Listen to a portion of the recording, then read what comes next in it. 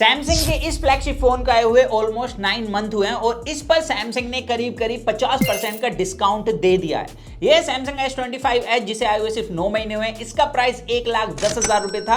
अभी अगर आप इसे बाय करोगे तो आपको 63,000 रुपीज का इजीली मिल जाएगा और अगर आप इसे एक्सचेंज ऑफर में बाय करते हो तो आपको अराउंड 55,000 का पड़ जाएगा। अब इसे बाय कहां से करना है तो मैंने अपनी वीडियो के अंदर इस फोन को टैग किया हुआ है। आप कुछ इस तरीके से जाकर हैवी डिस्काउंट में इस फोन को बाय कर सकते हो, बट इस फोन को बाय करने से पहले इसके बारे में अच्छाई और बुराई आपको आई थिंक जान लेनी चाहिए। तो मेरा नाम पीयूष है, चैनल का नाम HFV अनबॉक्स है। आज की इस वीडियो के अंदर खुलकर बात करेंगे हम सैमसंग के इस नए S25 Edge की, जो आपको आधे प्राइस में मिल रहा है। अब देखो, सबसे पहले ये सैमसंग का सबसे पतला फोन है, जिसको देखने के बाद एप्पल ने भी अपना एक सबसे पतला फोन लॉन्च कर दिया था जो इससे भी पतला है। बट यहाँ पर पतला ही सिर्फ इसकी खूबी नहीं है, ये एक कंप्लीट फ्लैगशिप है और ऊपर से जिस प्राइस में अभी ये मिल रहा है सिर्फ 63,000 रुपीज में, आई थिंक ये इस सेगमेंट के अंदर सैमसंग के जो दूसरे कम प्राइस में फोन आते हैं like Samsung S25, S25 plus, उनसे आगे निकल जाता है कुछ मायनों में।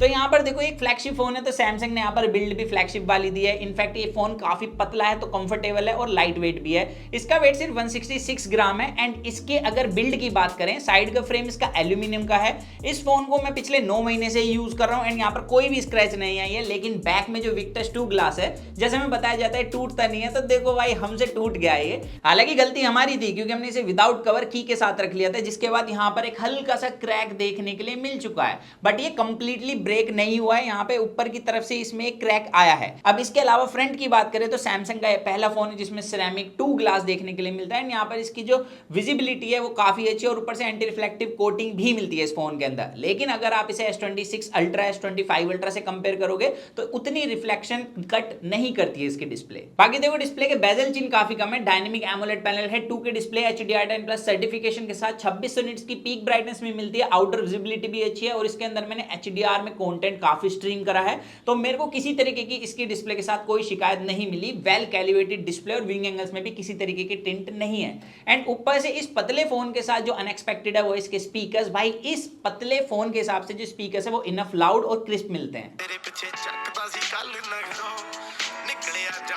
बाकी अल्ट्रासोनिक फिंगरप्रिंट सेंसर मिलता है, स्पीड रिकॉग्निशन अच्छी है, लेकिन हैप्टिक्स की बात करें सैमसंग के हिसाब से हैप्टिक्स ठीक है, लेकिन मैंने एक चीज देखी है कि अदर ब्रांड के कंपैरिजन में सैमसंग के जो हैप्टिक्स हैं वो काफी ज्यादा वीक लगते हैं मुझे। अब इसके अलावा भाई इस फोन की एक मेन प्रॉब्लम आती है जो काफी लोगों के दिमाग में है कि भाई इसकी परफॉर्मेंस और बैटरी बैकअप कैसा है। तो परफॉर्मेंस के लिए इसके अंदर स्नैपड्रैगन 8 एलीट दिया गया है, इसके स्कोर 1.7 मिलियन मिलता है और हीट मैनेजमेंट इतना अच्छा है कि हमने 2 बार Antutu रन कराया था, उसके बाद भी इसका टेम्परेचर 43 डिग्री सेल्सियस ही गया था एंड उस टाइम भी भाई इतनी ठंड नहीं थी, तो एक मॉडरेट टेम्परेचर के अंदर हमने इसको टेस्ट किया था। बाकी 3D मार्क के अंदर इसकी स्टेबिलिटी अराउंड 55% की देखने के लिए मिली थी और वहां पर भी कोई हीटिंग इश्यूज नहीं थे।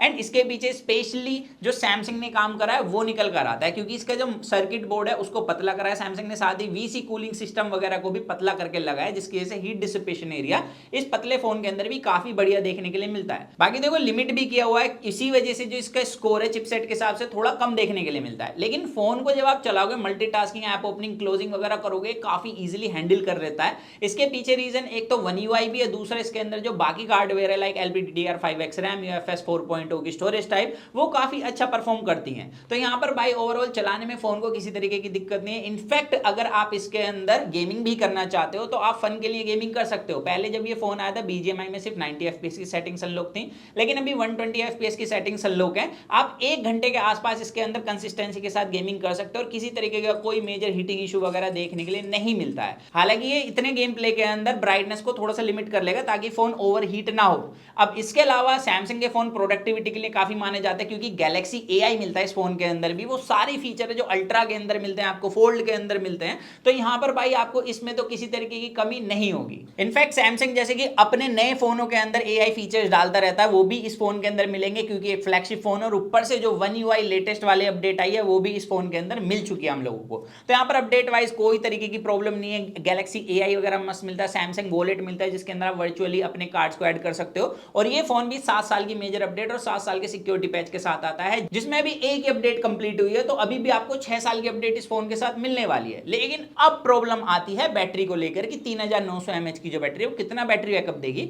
तो इस सेगमेंट में अगर आप Vivo, Oppo, Realme, Redmi इन सबसे कंपेयर करोगे तो डेफिनेटली बैटरी कैपेसिटी कम है। इनफैक्ट बैटरी बैकअप की बात करूं तो इसके अंदर जितनी कैपेसिटी की बैटरी मिलती है उसके हिसाब से 6 घंटे का स्क्रीन ऑन टाइम मुझे मिला था मेरी टेस्टिंग में। मैंने 2 ऐप से इसे टेस्ट किया था, वो भी हैवी यूजेज के अंदर। तो 6 घंटे का बैटरी कैपेसिटी को देखते हुए अच्छा है, लेकिन अगर मैं दूसरे ब्रांड से कंपेयर करूं, उनकी कैपेसिटी देखूं, उनका स्क्रीन ऑन टाइम देखूं, तो वहां पर आपको 10 घंटे तक 8 घंटे तक का मिनिमम बैटरी बैकअप मिलता है। तो वहां पर आपको इसके अंदर डेफिनेटली कॉम्प्रोमाइज करना होगा, जिसकी वजह से इस फोन को आपको सुबह चार्ज करके हो सकता है रात को फिर चार्जिंग पे लगाना हो। तो ये एक इसके साथ प्रॉब्लम आती है। तो अगर आपने सैमसंग के एस सीरीज का बेस वेरिएंट यूज करा है तो उससे हल्का फुल्का ही बैटरी बैकअप आपको कम मिलेगा। अदरवाइज भाई यहां पर बैटरी कैपेसिटी के हिसाब से बैटरी बैकअप भी ठीक है।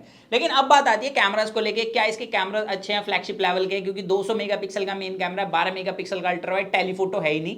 तो टेलीफोटो डालते तो फोन मोटा हो जाता भाई, इस वजह से इन्होंने टेलीफोटो निकाल ही दिया। एप्पल ने तो एक ही कैमरा दिया, ये भी देखना है हमें। बाकी यहाँ पर फ्रंट में 12 मेगापिक्सल का कैमरा मिलता है और ये फोन 8K 30 FPS तक, 4K 120 FPS तक वीडियो रिकॉर्ड कर सकता है। वीडियो रिकॉर्डिंग की स्टेबिलिटी काफी अच्छी है, कलर कैलिब्रेशन अच्छी है, डेप्थ भी बहुत अच्छी मिलती है। यहाँ पर वीडियो रिकॉर्डिंग से किसी तरीके की कोई शिकायत नहीं है। इनफैक्ट फ्रंट कैमरा भी वीडियो के अंदर कलर्स और डेप्थ ऑफ फील्ड काफी अच्छी शो करता है। और स्टेबिलिटी के तो क्या ही कहने। अगर आप इस सेगमेंट के अंदर आईफोन नहीं बाय करना चाहते वीडियो रिकॉर्डिंग के लिए, तो डेफिनेटली इस फोन पर जाना एक बहुत बढ़िया चॉइस रहेगी।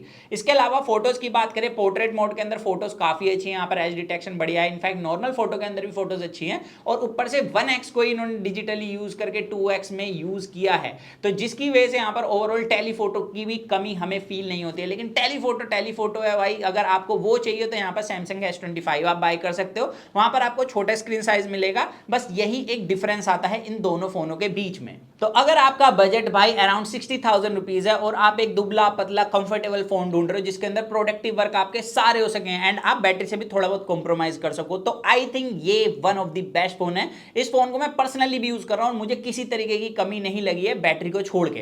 बाकी आपकी क्या ओपिनियन है ये मुझे कमेंट सेक्शन के अंदर बताना। एंड अगर आप इसे बाय करना चाहते हो तो ये फोन मैंने टैग कर दिया अपनी वीडियो के अंदर, वहां से आपको सस्ता ही मिलेगा और उस तरीके से आप हमारे चैनल के स्पॉन्सर भी बन सकते हो। तो बस मिलते हैं जल्दी कूल और एक्साइटिंग वीडियो में। तो जब तक के लिए जो मैंने गाइस वो करे, to watch your heart feel, stay tuned with HFV unbox guys.